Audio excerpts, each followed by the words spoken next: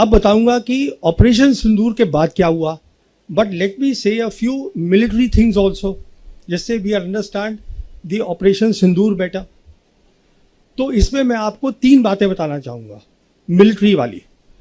पहली बात, starting from the first war of Kashmir, जब लड़ाई हुई हिंदुस्तान पाकिस्तान की, एक सीज फायर लाइन बनी थी 1 जनवरी 49 को।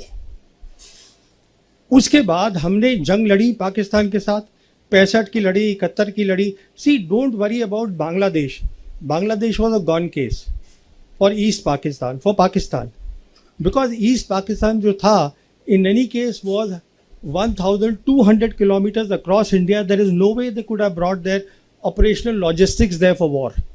वो नहीं हो सकता था, वो तो जाना ही था। बट इम्पॉर्टेंट बात ये है, किसी भी जंग में हम वो मिलिट्री लाइन को ऑब्लिटरेट कर ही नहीं पाए। जो सीज फायर लाइन थी आज वो कायम है with a new name, line of control. तो हमें क्या करना चाहिए था? हमें ये करना चाहिए था कि 1990 में जब प्रॉब्लम शुरू हुई कश्मीर की, जब पाकिस्तान ने प्रॉक्सी वॉर अपनी शुरू करी, हमको अपनी कन्वेंशनल कैपेबिलिटी बनानी चाहिए थी। अगर हम अपनी कन्वेंशनल वॉर कैपेबिलिटी बढ़ाते, that would have deterred Pakistan. हमने वो नहीं किया 35 साल। तो एक जो मिलिट्री इशू था प्रॉक्सी वॉर का, proxy war is a military issue, जिसको आपको मिलिट्री मीन्स से खत्म करना था by building a capability that would deter Pakistan और tell Pakistan that look there will be a problem if you continue with what you are doing. We never did that. Now with the coming of the Modi government, obviously it has been elevated to a higher level. तो ये हमने कर दिया एक। तो अब मैं थोड़ा सा पॉज करके वापस जाता हूँ, आपको एक बहुत इंपॉर्टेंट बात बतानी भूल गया हूँ, वो बहुत ज़रूरी है। वो बात ये है कि 5 अगस्त 2019 को हमने 370 हटाया, बिना सोचे समझे कि इसका सिक्योरिटी इम्प्लीकेशन क्या है, वो मैं आपको बताना चाहता हूँ। हुआ क्या कि 6 अगस्त को पार्लियामेंट में union home minister Amit Shah ने कहा कि we will be making now the state of Jammu and Kashmir into 2 union territories.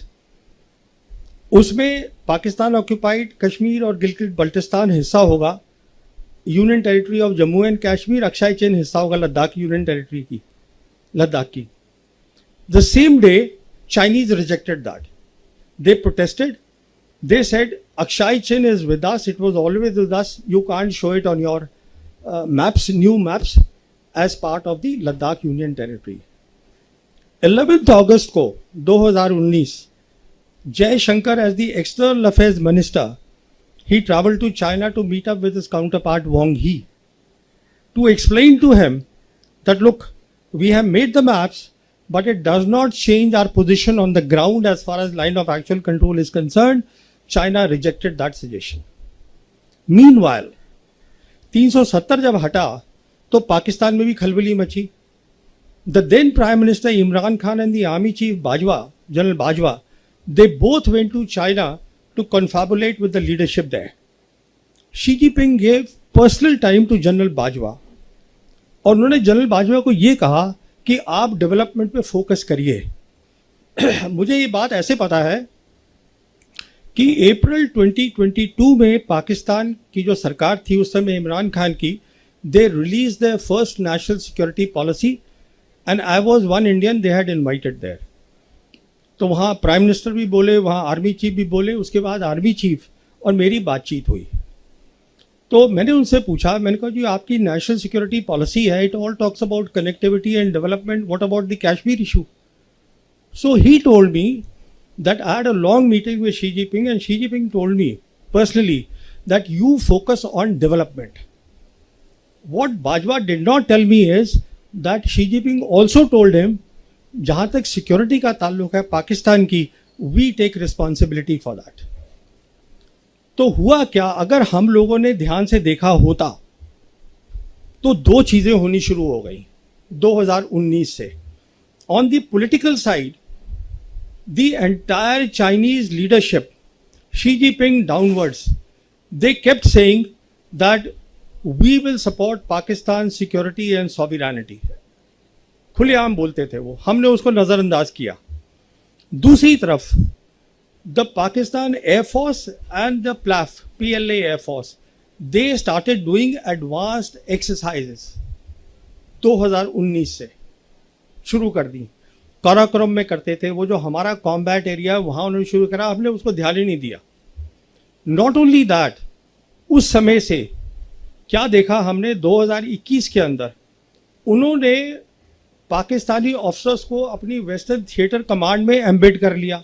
Western theatre command is responsible for Arunachal Pradesh. कहने का मतलब ये है जो उनके इंपॉर्टेंट जितने भी मिलिट्री ऑर्गेनाइजेशन थे वो उसका हिस्सा बना लिया उनको, so that they better understand how to tackle India. हमने इस सब चीज़ को देखा ही नहीं बिल्कुल। तो सिचुएशन ये है कि हमें एक बात समझ में नहीं आई हमारी मिलिट्री लीडरशिप को कि it is no longer after 5th August 2019 about India Pakistan, it is no longer about a 2 front war.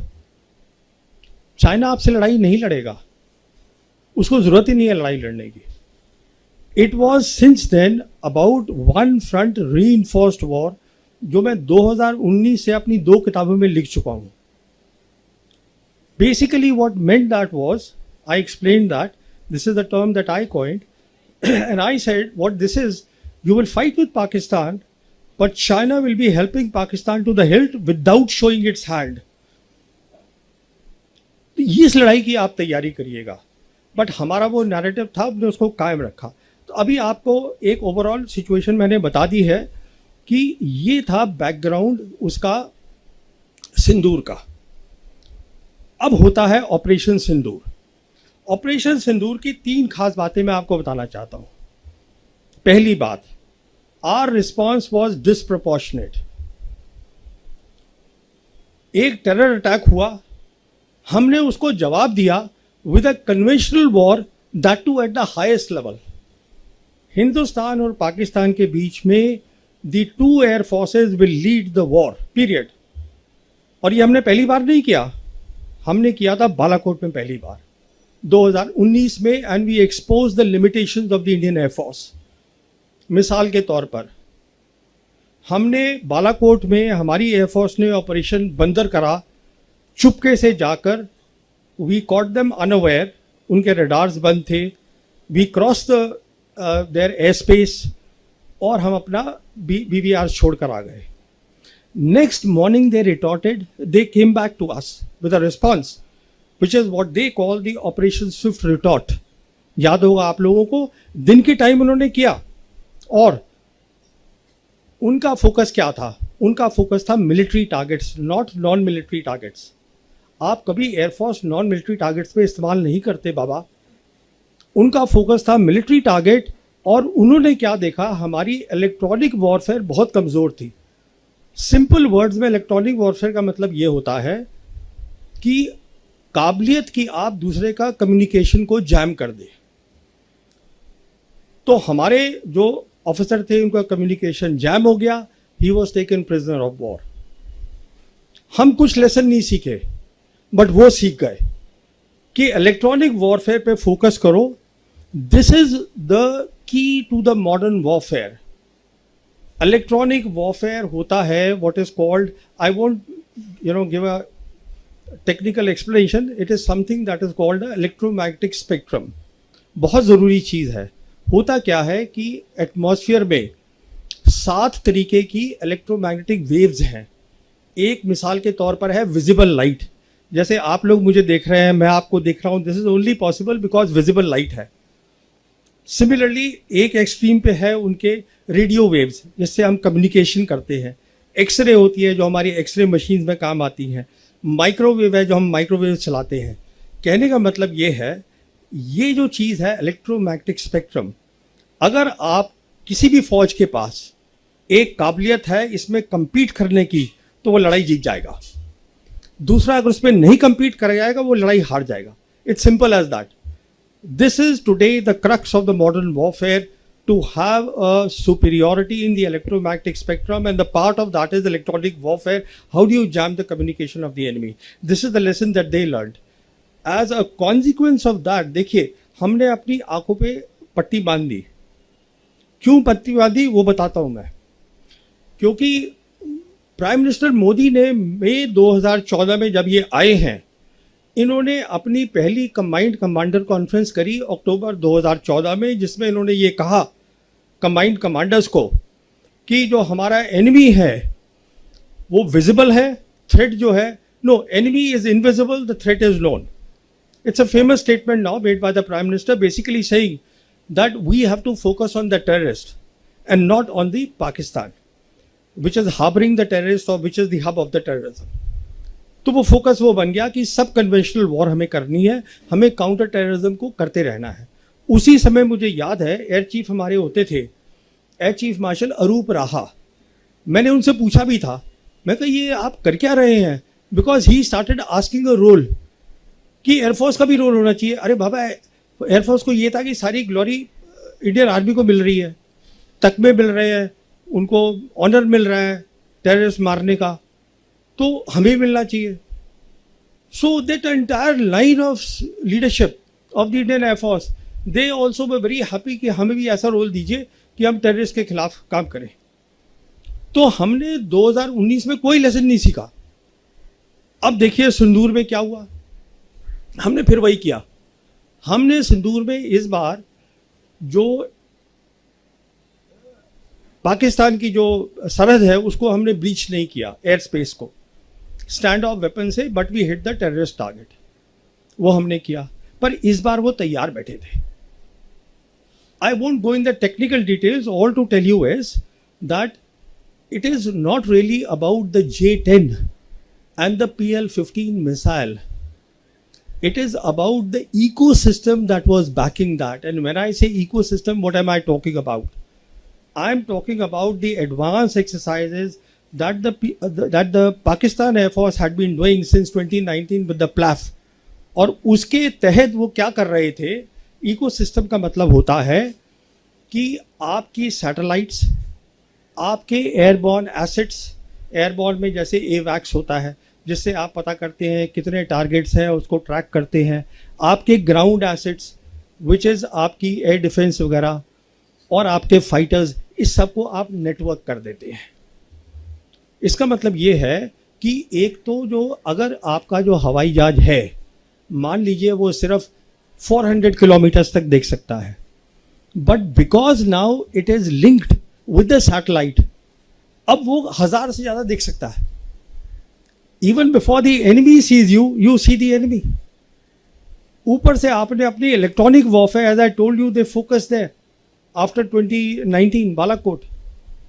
तो जब उन्होंने मिसाइल फायर करी है, एक तो हमको पता नहीं चला कि मिसाइल फायर हुई है, और दूसरा क्या हुआ है कि हमारा जो सिस्टम था रफाल का, उसमें ये काबिलियत नहीं थी कि उसमें हम आइसा रेडार बोलते हैं जो PL-15 में है, वो काफ़ी पावरफुल था, उसने उसको जैम कर दिया.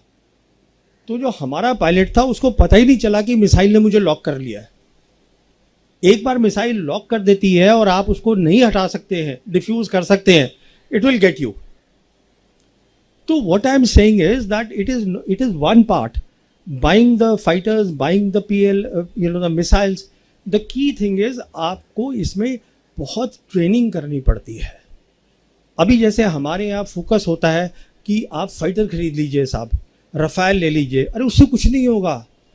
इसलिए नहीं होगा क्योंकि अब वो वक्त चला गया जब डॉग फाइट्स हुआ करती थी कि एक हवाई जहाज दूसरे से भिड़ गया.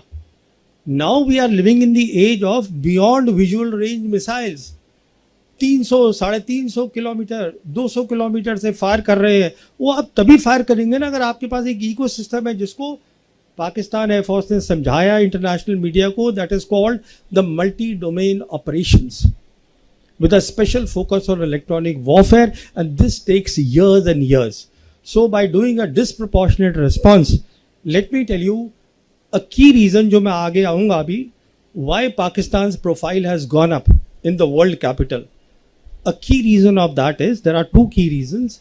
One is that they saw that the Pakistan military has emerged out of this 4 days of Operation Sindoor as a peer military competitor of the Indian military. बहुत बड़ी बात है, ये peer competitor उनको दिखाई दिया. तो उनकी जो मिलिट्री पावर की जो वो थी, औकात थी, वो बहुत बढ़ गई. They have the military power. And the second thing that the world saw is that the Chinese stood by them. Chinese are the people who had the gumption to walk the talk. बहुत बड़ी बात है. तो पहली तो ये बात हुई, डिसप्रोपोर्शनेट रिस्पॉन्स से हमने अपनी इंडियन एयरफोर्स की काबिलियत को दिखा दिया और हमारे लॉसेज हुए हैं. I don't want to go into those losses at this stage. तो कहने का मतलब ये है कि आप जो हम बोल रहे हैं, देखिए, we have to be objective about things. और ऑब्जेक्टिविटी हमें ये बताएगी कि अगर आप ज्योग्राफी देखिए पाकिस्तान की ज्योग्राफी ऐसी है जो इलोंगेटेड है, उसमें डेप्थ नहीं है. उसकी जितनी भी एयरफील्ड्स हैं वो 2050 किलोमीटर के अंदर अंदर है सारी की सारी मैक्सिमम. और जो हमारा S-400 है, हमारे ब्रह्मोस है, वो उसको इजीली कवर कर सकता है. Now what they have done is they have gone to China, and China is giving them a deadly combination of what is called the J-35A and the